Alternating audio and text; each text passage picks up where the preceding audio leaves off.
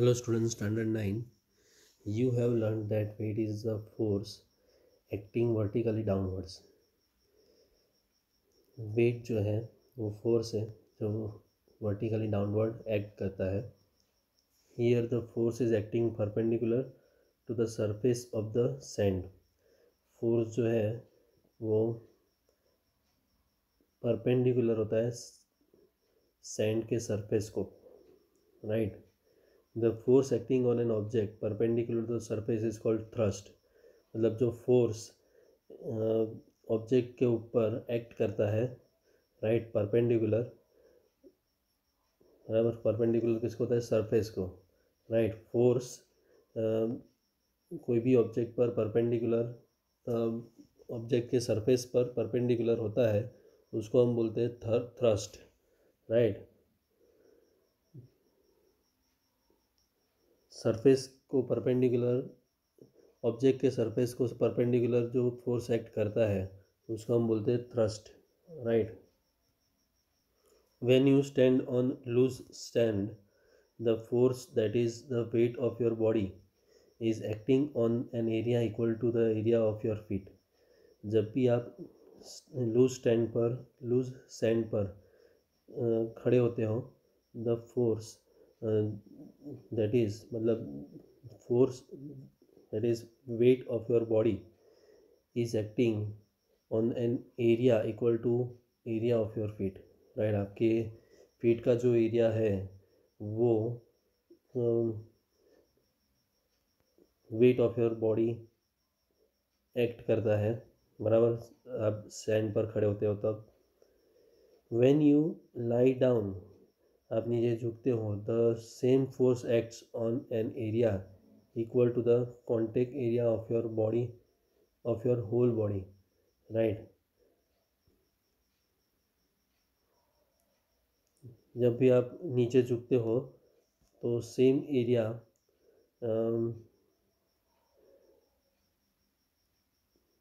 Same force acts on an area equal to the contact area.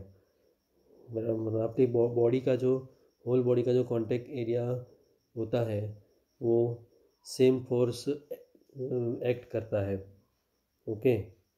Which is larger than the area of your feet, right. जो area आपके feet के area से ज़्यादा होता है. Thus the effects of forces of the same magnitude on different areas are different. तो same magnitude के effects के सेम मैग्नीट्यूड के फोर्सेस के इफ़ेक्ट्स अलग अलग एरिया पर अलग अलग होते हैं, okay. In the above cases thrust is the same, right. ऊपर के केसेस में थ्रस्ट सेम रहता है बट इफ़ेक्ट्स आर डिफरेंट, लेकिन इफ़ेक्ट्स जो है वो अलग होती है.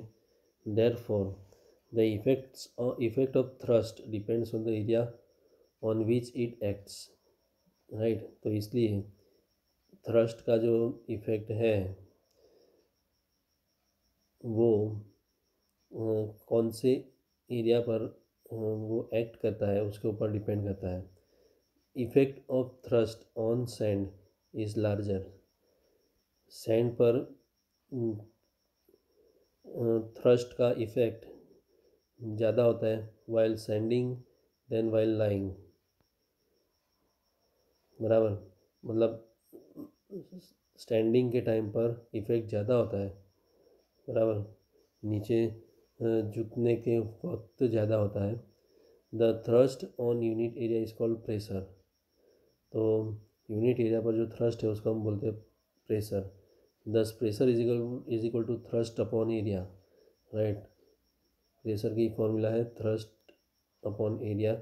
Substituting the SI unit of thrust and area in equation, we get the SI unit of pressure as Newton per meter square or Newton and m raised to minus 2, right. Newton per meter square or nm raised to minus 2.